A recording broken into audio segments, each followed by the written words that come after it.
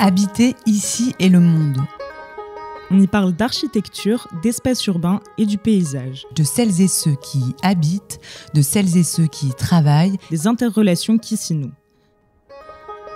D'un horizon soutenable pour habiter ici et le monde. Une émission de Valérie Didier.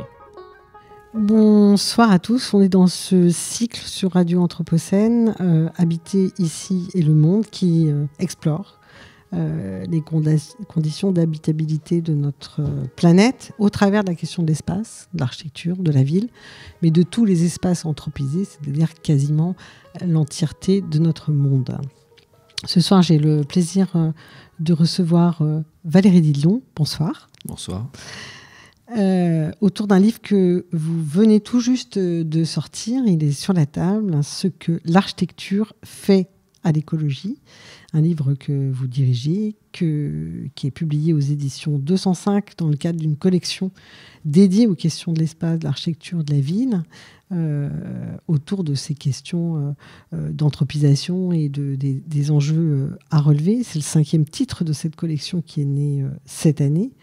Et Valérie Didlon, vous êtes architecte, historien, critique d'architecture, aujourd'hui professeur à l'École nationale supérieure d'architecture Normandie, membre du laboratoire Architecture, Territoire, Environnement, parce que contrairement au bio, je ne cite pas les acronymes.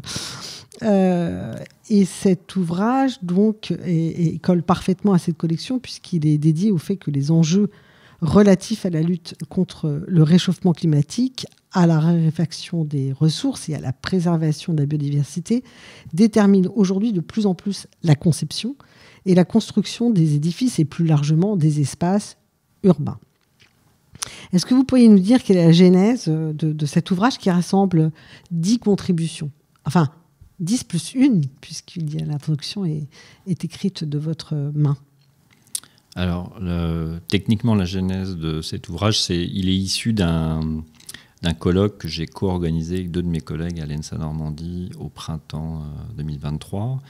Un colloque scientifique sur appel à communication. À l'époque, on avait retenu une quinzaine de chercheurs, mais pas seulement, aussi d'architectes praticiens. Enfin, je pense des intervenants venant d'horizons un peu différents autour d'une thématique qu'on avait lancée, sur laquelle je pense que je vais revenir après. Et donc ce colloque a eu lieu, et à la suite du colloque, en fait, je ne souhaitais pas forcément faire des actes de colloque, mais plutôt un vrai livre. Donc j'ai proposé à un certain nombre des participants de repartir peut-être de ce qu'ils avaient proposé dans le colloque, mais surtout d'écrire un essai pour un livre à paraître. Et on a fait ce livre avec les éditions 205. Donc c'est un livre qui a un arrière-plan scientifique, mais qui, je l'espère, se veut pas uniquement à destination des chercheurs, mais aussi de l'ensemble des acteurs de la production de l'environnement construit, et puis peut-être même d'un public plus large, autour peut-être d'une forme de retournement d'une question qui nous préoccupe tous, qui est, en tout cas dans le monde de l'architecture, qui est de savoir ce que l'écologie fait à l'architecture. Et voilà, moi je me suis demandé ce que l'architecture pouvait faire à l'écologie. Oui, vous avez renversé un peu la table avec cette hypothèse. Mais avant de rentrer dans juste un point de détail. L'ensemble des 10 auteurs de ces textes étaient au séminaire. Oui, tout à fait. Ouais. Exclusivement. Ouais, il n'y a pas eu de... Non, il n'y a pas eu de contribution. Non, l'idée c'était vraiment de faire vivre ce petit collectif d'un instant dans un colloque. Ça dure 2 jours et de continuer avec eux pendant quelques mois autour de ces questions. Vous avez voulu prolonger ce séminaire d'une certaine manière. Ça l'a prolongé. Et puis là, on l'espère, ça va le prolonger longtemps, parce qu'un livre, normalement, est en capacité de vivre un temps un peu long. Mais avant de ça, c'est la genèse, en fait, cette fois-ci, de ce sujet dans vos travaux, parce que vous les avez longtemps consacrés au post-modernisme, par exemple. Je pense à la controverse Learning from Las Vegas, chez Mardaga, je crois. Oui, vous avez aussi travaillé à la question urbaine, l'urbanisme au tournant du XXIe siècle. Je pense à la déconstruction de la ville européenne, Euralil, Rem Koolhaas, toute une époque qu'on a beaucoup regardée. Et puis, plus généralement, aux conditions du projet architectural et urbain contemporain. Et donc, vous, Valérie Didlon, qu'est-ce qui vous amène, si tant est que ça soit possible de l'expliquer, à cette question de la crise de l'habitabilité ? Alors, bon, moi, ce que je dirais, c'est que mon rapport à l'architecture, il est plutôt lié à ce qu'on pourrait appeler l'hétéronomie de l'architecture. C'est-à-dire que moi, je ne crois pas trop que la production architecturale serait déterminée par des choses qui seraient proprement architecturales ou en tout cas qui ne seraient qu'uniquement architecturales. Je crois beaucoup que, voilà, c'est mon expérience en tout cas en tant que critique d'architecture, que les édifices, mais aussi les espaces publics, les villes sont aussi le fruit de tout un tas de logiques politiques, économiques, sociales, culturelles qui contribuent à faire de l'architecture ce qu'elle est. Et donc voilà, moi je me suis intéressé dans le passé effectivement à la fabrique de la ville néolibérale, par exemple, et une opération comme Euraline, la manière dont je l'ai étudiée, c'est de comprendre pourquoi elle est ce qu'elle est, non pas uniquement parce que l'architecte urbaniste a voulu qu'elle soit comme ça, mais voilà, c'est un ensemble de facteurs dans lequel l'architecte est loin d'être impuissant, mais voilà, un ensemble de facteurs. Donc il y a cet arrière-plan dans l'ensemble de mes recherches qui m'intéresse. Et si on vient sur cette question plus précise de l'écologie, dans mon enseignement, mais aussi dans ma pratique de critique d'architecture, évidemment, la grande affaire des 15-20 dernières années, c'est l'écologie. Donc, c'est voilà, d'accepter l'idée que finalement, l'architecture contemporaine, elle est comme elle est, parce que un ensemble de choses liées à des transformations de l'environnement naturel, mais aussi de l'environnement social, liées au réchauffement climatique, à l'épuisement des ressources, font que les projets sont comme ils sont, en fait. Donc ça, c'est une évidence. C'est pas quelque chose, je pense, qu'on peut... qu'il n'y a pas besoin vraiment de le discuter. Alors, il y a peut-être besoin de le discuter, il y a peut-être besoin de le critiquer, voilà. Alors je vais essayer de garder le fil de ma pensée. Cette idée que, évidemment, l'écologie détermine l'architecture. Ce qui est certain, c'est que ça peut être vécu par les architectes et par les acteurs, plus généralement, du monde de l'architecture, aussi comme une succession d'injonctions et d'intentions qu'ils subissent parfois. Alors parfois c'est pris comme une contrainte, parfois c'est pris comme une opportunité, mais ces choses qui viennent du dehors de l'architecture, ça peut être un peu déceptif. Et en fait, pour être tout à fait précis, c'est quelque chose auquel j'ai pensé par rapport à mes étudiants. C'est-à-dire que donc moi, je leur parle beaucoup de toutes ces choses non architecturales qui font l'architecture. Et puis un jour, je me suis dit, oui, mais à un moment, pour un jeune qui veut devenir architecte, tout ça, c'est intéressant, mais est-ce qu'à un moment, c'est pas non plus un peu déceptif, quoi ? C'est-à-dire, mais finalement, alors qu'est-ce que l'architecte il peut dans tout ça ? Est-ce qu'il n'est que voilà, le réceptacle des politiques publiques, des demandes des usagers, des demandes du marché qui voient là une formidable opportunité ? Est-ce que voilà. Et je me suis dit aussi, mais si on regarde le problème à l'envers, les producteurs de l'architecture, ils sont certes déterminés par ce qui fait l'architecture, mais par le fait même de produire des espaces, des lieux construits, ils participent à la fabrication de cette société qui les détermine en retour. Donc aussi, les architectes, finalement... peut-être change toutes ces choses liées au réchauffement climatique, liées à l'écologie en fait. D'où l'hypothèse. Donc certes, l'écologie fait l'architecture, mais l'architecture fait aussi l'écologie. En tout cas, je pensais que ça pouvait être une hypothèse valable sur laquelle on pouvait faire réfléchir dans le cadre du colloque d'abord et puis dans le cadre de ce livre un certain nombre d'acteurs du monde de la construction. Et du coup, je trouve que c'est une manière de regarder les choses sous un angle plus engageant, plus enthousiasmant, voilà, pour des étudiants en architecture, mais aussi pour des architectes, d'être aussi ceux qui contribuent à façonner un monde qui, en retour, les façonne, quoi. Oui, c'est un livre. De toute façon, globalement, moi qui ai eu la chance vraiment de le lire, c'est un livre très enthousiasmant, pas naïf, mais enthousiasmant parce qu'il ouvre vraiment des pistes, des perspectives. Il montre qu'il y a des choses qui qui se font et qu'on peut agir, qu'on peut être engagé, etc. Et surtout, il est divers. C'est-à-dire qu'il n'y a pas, on n'est pas sur quelque chose de dogmatique, de certitude qui serait jetée à la face des étudiants et d'autres. Mais voilà. Et donc ça, c'est un truc absolument central dans cet ouvrage. Et justement, pour rebondir sur ce que vous disiez dans votre introduction, vous dites que les observateurs et acteurs peinent à donner une signification à l'architecture d'aujourd'hui, bien qu'elle semble qu'un esprit du temps émerge, du moins en Europe. Parce qu'il est vrai que c'est important de parler des conditions qui sont quand même si on est dans un monde mondialisé, les conditions ne sont pas les mêmes que l'on soit ici ou ailleurs, bien que les effets soient prégnants ici et ailleurs. Et donc, il y a un siècle, on le sait, l'horizon en architecture, mais pas que, il était simple, en fait, pour l'ensemble des disciplines. C'était que, assurément, bien qu'on se situe à l'époque entre deux guerres mondiales absolument atroces, il y avait un monde meilleur. On pense à Huxley, et qui était garanti par des progrès techniques et sociaux. Et il est vrai qu'il y a eu des booms dans ce domaine. Alors, ceci dit, pour les progrès techniques, les guerres constituent un laboratoire tout à fait efficace. Donc, quel serait cet esprit du temps à l'heure d'un monde grandement fragilisé, pas mort, mais grandement fragilisé? L'esprit du temps, c'est plus de construire un monde meilleur, c'est d'essayer de préserver celui qu'on a, en fait. Et donc ça, c'est ça la question écologique liée à la production de l'environnement construit. C'est qu'aujourd'hui, tout acteur, architecte, mais aussi maître d'ouvrage, bureau d'études, etc., doit envisager son action sur l'environnement construit sous l'angle d'une préservation plus générale de l'habitabilité de la planète.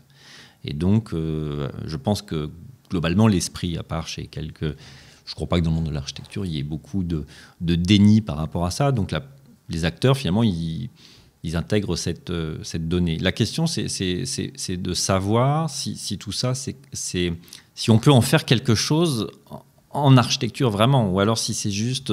Voilà, on va intégrer des normes environnementales, on va intégrer la demande de tel promoteur qui a compris qu'il allait gagner de l'argent désormais en vendant des bâtiments labellisés, énergie passive, etc.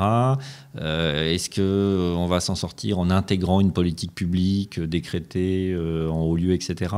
Est-ce que tout ça existe. Tout ça existe. Les normes, les règles qui s'imposent existent, se multiplient, les labels. Alors, Et donc la question, c'est de savoir si sur toutes ces choses, sur toutes ces logiques qui s'imposent aux architectes, ils ne sont pas, aux architectes et aux autres acteurs du monde de la construction, est-ce qu'ils ne sont pas aussi en position de faire ces nouvelles règles aussi, voilà. Et alors, évidemment, tout ça, c'est une hypothèse. Et moi, quand j'ai lancé le colloque et le livre, je ne savais pas très bien est-ce qu'il allait y avoir des réponses véritablement percutantes. Mais en fait, on en trouve. Et moi, c'est aussi mon expérience de critique d'architecture. Enfin, peut-être donner un exemple pour ne pas rester dans l'abstrait, mais je trouve qu'il y a un des textes... C'était la question que j'allais vous poser. Voilà. N'hésitez pas. Un des textes qui a été écrit par Huitorel et Moret, qui sont deux architectes installés dans l'ouest de la France, et autour d'un projet d'une petite école qu'ils ont réalisée, que j'ai eu la chance de visiter, sur laquelle j'avais écrit. Voilà, une petite école dans un village. Et moi, je trouve que c'est un très bon exemple. C'est-à-dire qu'en fait, on est dans un village, il y a un maire, il veut une nouvelle école, il ne sait pas très bien où la mettre, il ne sait pas très bien pourquoi il veut une nouvelle école. Et puis, en fait, les architectes, ils ne se contentent pas, en fait, finalement, de dessiner un bâtiment. Ils accompagnent toute une petite communauté dans une manière de repenser leur école. Et avec leurs moyens qui sont propres, qui sont vraiment les moyens de l'architecture, par le dessin de ce bâtiment, par son positionnement, par son inscription dans le territoire de la commune. Alors, ils vont déjà déplacer le site de construction du bâtiment, puis ils vont accompagner le conseil municipal dans des acquisitions foncières, etc. Finalement, ils vont transformer l'idée que se font le conseil municipal, mais au-delà de ça, les habitants de la commune, de leur propre environnement et de la manière de l'aménager. Donc je trouve que c'est un très bon exemple où on voit bien que cette école, elle est déterminée par tout ce qui fait la politique locale, l'économie locale, les entreprises du coin, etc. Mais en même temps, ce projet d'architecture, en fait, il transforme ce substrat dont il se nourrit, en fait. Et là, on voit bien la circularité C'est-à-dire que l'architecture, elle fait partie de la société. Et en faisant partie de la société, elle est déterminée par elle, mais elle change la société aussi. Alors évidemment, elle la change un tout petit peu, mais pas non plus, c'est pas non plus dérisoire, parce que quand on regarde la place de l'économie du bâtiment dans l'économie générale, c'est costaud, quoi. Donc en fait, l'ensemble des acteurs de la construction du monde bâti, en fait, détermine beaucoup les choix sociaux qui sont faits par rapport à cette question de préserver l'environnement dans lequel on vit. Donc on le voit là sur un exemple, qui est un exemple de maîtrise d'œuvre classique, d'un bâtiment public, etc. Mais je pense qu'il y a d'autres textes qui regardent cette question ailleurs. Je pense par exemple au texte de Julien Chopin, qui est peut-être le dixième texte dans l'ordre chronologique des livres, enfin de pagination en tout cas. C'est très joli ce récit, parce qu'il écrit un peu comme en romancier, un peu, je trouve, Julien Chopin, de cet architecte qui a créé l'atelier citoyen et donc qui a fait ce travail absolument précieux et patient pour Notre-Dame-des-Landes. Il est architecte, il décale sa posture en étudiant les textes, en étudiant le droit, en étudiant les règles, etc. Et il arrive à faire basculer quand même les choses. Donc c'est très... Alors, puissant, c'est pas un mot que j'aime, mais on voit cette capacité à embrasser, alors certes singulière, puisque c'est quelqu'un, c'est pas une abstraction, mais d'embrasser la complexité en fait des enjeux. Et ça, c'est quelque chose qu'on apprend dans les écoles d'architecture. C'est cette chose un peu particulière qui est de faire projet et d'embrasser des contraintes, en tout cas certains le diraient comme ça, ou de la matière, on va dire, pour le dire de manière plus joyeuse, de faire la synthèse et l'analyse. Et ça, c'est un témoignage, je trouve, extrêmement je pense que réjouissant. Ça montre que les savoirs et les compétences que l'on peut directement associer à l'architecture, mais aussi au paysage ou à l'urbanisme, en fait, peuvent tout à fait être mis au service de transformation de la chose publique, en fait, de l'économie, de la politique, de la vie en société. Et effectivement... C'est le cas de cet acteur dont parle Julien Chopin et des deux autres acteurs qui chacun à leur façon. Il y a une autre actrice, là, Léo Hobson, qui devient une activiste chez Extinction Rebellion. Mais chez Extinction Rebellion, c'est bien en architecte, avec des outils d'architecte, en fait, qu'elle porte certains combats, etc. Quelqu'un qui aurait eu une formation à Sciences Po, etc., l'aurait fait complètement différemment. Donc c'est ça l'idée, en fait. C'est ça qui nous ramène un peu à cette question de départ, autonomie et hétéronomie, c'est-à-dire qu'effectivement, il y a des compétences et des savoirs qui sont proprement architecturaux, qui, je pense, en fait, embrayent avec des questions qui ne sont pas architecturales, en fait. Et comment, en fait, ces choses-là fonctionnent dans des boucles de rétroaction. Donc moi, c'était ça qui m'intéressait vraiment. On parle beaucoup, je sais pas, là, j'étais dans la librairie tout à l'heure, alors des livres qui nous racontent ce que l'écologie, comment, toutes les 1000 manières que l'écologie a transformé l'architecture, ça, il y en a plein, il y a des colloques sur le sujet, etc. Tout le monde en parle, il y a beaucoup d'enseignements. Mais moi, j'appelle de mes voeux, et ce livre est peut-être un début de quelque chose, j'en sais rien.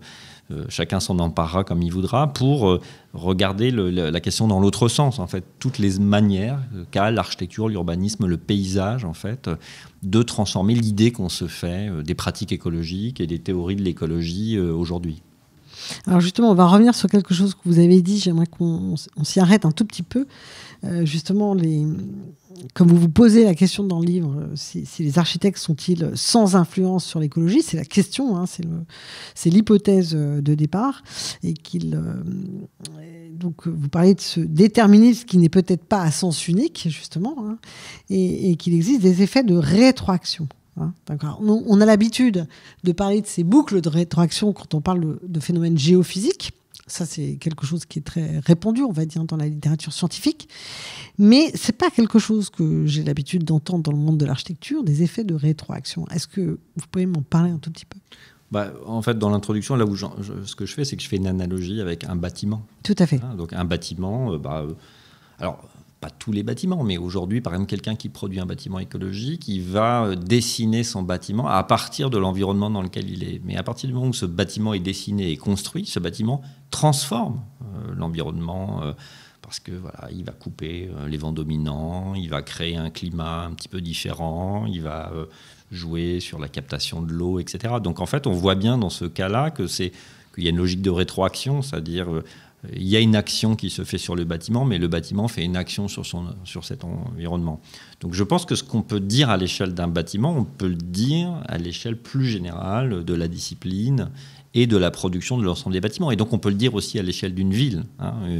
Voilà, aujourd'hui, on a plein de politiques publiques qui visent à rendre les villes résilientes, mais on pourrait imaginer aussi que si les villes deviennent résilientes, elles vont finir par transformer le climat, qui sera différent, en fait. C'est aussi comme ça qu'on peut voir les choses. Alors, en tout cas, je pense que la principale vertu de voir les choses comme ça, c'est peut-être de donner un autre rôle ou de permettre aux acteurs de se voir autrement, en fait. Et de ne pas être que les pompiers qui éteignent l'incendie, mais d'être ceux qui sont en train de construire activement des conditions différentes qui fait que demain, il y aura moins d'incendies, en fait. Il y aura moins d'incendies. Il y a même un article à un moment donné qui est dédié, enfin ils sont plusieurs auteurs, je crois qu'il y a Yvon Mazel, mais il y en a d'autres, sur ces questions de penser la déconstruction en même temps que penser la construction. C'est un travail sur la question métabolique, en réalité, du monde de la construction. Et de cette idée, voilà, et qui est aussi une autre... Enfin, c'est pas une bifurcation, c'est une autre manière de se positionner, en fait, de se décaler. Et encore une fois, il y a beaucoup de choses comme ça dans ce livre. Donc ça, c'est tout à fait capital. Je terminerai par quelque chose, parce que vous citez Bruno Latour, qui propose donc une profonde redéfinition à la fois de l'activité scientifique, à réintégrer donc dans le jeu normal de la société, et de l'activité politique. C'est un texte. Et donc, je me suis dit, en parallèle, je vais poser à Valérie Delon cette question: quelle serait cette refonte indispensable dans la formation des architectes ? C'est compliqué, la question de la formation, c'est quelque chose qui est à la fois en mouvement, en réflexion, et en même temps qui est inscrit dans un système comme le reste, d'ailleurs comme le reste de la société. Ce n'est qu'un effet miroir. Et donc alors révolution, c'est pas le terme qu'aurait utilisé Bruno Latour, mais qui parle de ce fossé apparemment infranchissable entre cette chose inouïe qui nous arrive, puisqu'en réalité... je crois que le terme est tout à fait juste de dire que c'est inouï, c'est Latour qui le disait aussi. Voilà, comment l'architecte, enfin plutôt l'école, peut préparer à affronter, à relever cet inouï sans être dans ni la désespérance, ni dans la frustration, c'était mieux avant, enfin, vous voyez, on peut rien faire, qu'est-ce que je peux faire, cette espèce de sentiment d'impuissance. Je parlerai pas du tout d'éco-anxiété, parce que je pense que c'est plutôt une bonne nouvelle, l'éco-anxiété. Quand on n'est pas inquiet, c'est qu'on n'a pas du tout compris ce qu'était le monde. Donc voilà, vous êtes enseignant. Comment les choses, si on regarde, si on fait un focus dans ce sens-là, pourraient être...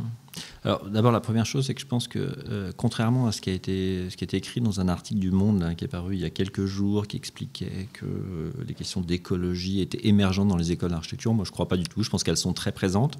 Et je pense qu'aujourd'hui, on forme très bien les étudiants dans les écoles d'architecture à faire une architecture écologique, biosourcée, géosourcée. Enfin, je pense qu'il y a plein de choses qui se passent dans un sens très positif. Peut-être pour aller dans le sens que je suggère un peu dans cet ouvrage avec les auteurs, c'est peut-être de se dire que les architectes, en fait, ils pourraient certes, bien sûr, agir dans le cadre de la maîtrise d'œuvre pour produire des bâtiments qui soient des bâtiments qui contribuent à préserver l'environnement. Mais je crois aussi qu'ils pourraient, en tant qu'architecte, formés en tant qu'architecte, intervenir à tout un tas d'autres endroits dans la société. Enfin, moi, c'est souvent ce que je dis à mes étudiants, c'est certes, devenez maître d'œuvre, dessinez des bâtiments, construisez-les bien, construisez-les écologiques, mais devenez aussi maire du village d'où vous venez, engagez-vous en politique, finissez au Parlement pour aller défendre en architecte une autre manière de faire des plans climat, etc. Rentrer dans des entreprises pour faire évoluer l'idée que se font les actionnaires Voilà. Donc, éparpillez-vous, infiltrez de nombreux milieux avec vos connaissances et votre point de vue, votre pensée du projet, etc. Et voilà. Et ça sera une manière de faire quelque chose à l'écologie et de ne pas seulement de voir son propre travail fait par l'écologie. Donc, effectivement, je crois que les écoles sont tout à fait prêtes à ça. Et quand je vois des diplômes de fin d'études, aujourd'hui, je suis tout à fait rassuré à ce propos-là. Oui, mais il y a peut-être aussi une génération qui pousse aussi. On le voit bien dans l'opinion publique, de manière générale, on voit bien que, en tout cas, la conscientisation des enjeux, notamment sur les questions climat, biodiversité, qui sont les plus médiatisées, on va dire, pour l'instant. Et puis le fait de savoir, parce que ça aussi, c'est quand même très diffusé, que le monde de la construction pèse. Je crois que ce monde-là est émetteur à hauteur de 5 ou 10% des émissions de dioxyde de carbone dans l'atmosphère. Donc, c'est un acteur important aussi, à côté d'autres, attention, à côté d'autres. Et puis, si on envisage la question métabolique, c'est-à-dire de l'extractivisme, et ça, c'est abordé dans votre livre de manière tout à fait claire, toute la question métabolique, des conditions de production, les déplacements, l'extractivisme, etc., etc. On voit bien que c'est un vrai sujet, et que c'est peut-être pas qu'un sujet occidental non plus. Après, est-ce que... Mais c'est pas pour culpabiliser. Qu'est-ce qu'on entend par génération ? Alors, est-ce que... les jeunes d'aujourd'hui seraient plus susceptibles d'aller dans ce sens-là qu'une autre génération ? J'en suis pas du tout sûr. D'accord. On a fait une expérience récemment avec mes collègues très intéressante. On leur a suggéré aux étudiants d'organiser un débat sur faut-il arrêter de construire en béton. D'abord, c'est un peu venu de nous, les vieux enseignants. C'est pas venu d'eux. Alors après, quand on leur a proposé l'idée, ils ont trouvé ça bien. Et en fait, de manière très surprenante, dans ce débat, c'était à peu près divisé en deux. C'est-à-dire qu'il y avait la moitié des étudiants qui étaient très militants, qui étaient là en train de dire oui, il faut absolument, puis vous avez raison de nous apprendre à construire en terre, en paille, c'est très bien, maintenant il faut faire ça, etc. Et puis il y avait une autre moitié des étudiants qui disaient oui, mais nous on est là parce qu'on veut devenir architecte, vous avez eu le droit de construire des bâtiments en béton, de faire des trucs, pourquoi nous on ne pourrait pas aussi contribuer dans notre vie professionnelle, etc. Et là, d'un point de vue générationnel, les choses étaient bien divisées en deux, quoi. Donc pas de surprise, parce que je pense qu'à toutes les générations, il y a des engagements qui peuvent être différents. Donc, alors après, nous, on va continuer à faire vivre ce débat parmi les étudiants. Mais je pense que c'est comme ça que ça va se passer, en fait, dans les années qui viennent. Écoutez, je vous remercie, Valérie Didlon, pour ce moment. Je conseille vraiment à tout le monde de lire ce que l'architecture fait à l'écologie, a fait et pourrait faire à l'écologie, puisqu'il y a un jeu sur la couverture sur ce titre. C'est bien parce que ça introduit une continuité, quoi. Il y a une histoire, il y a un passé, il y a l'avant-garde. Vous en avez parlé à toutes les générations. Il y a eu des gens qui ont agi en ce sens, mais il me semble quand même que les choses progresse en volume, on va dire, et c'est quand même tout à fait heureux, je crois. Donc, je vous remercie infiniment. C'est moi qui vous remercie. Au revoir. Habiter ici et le monde. Une émission de Valérie Didier.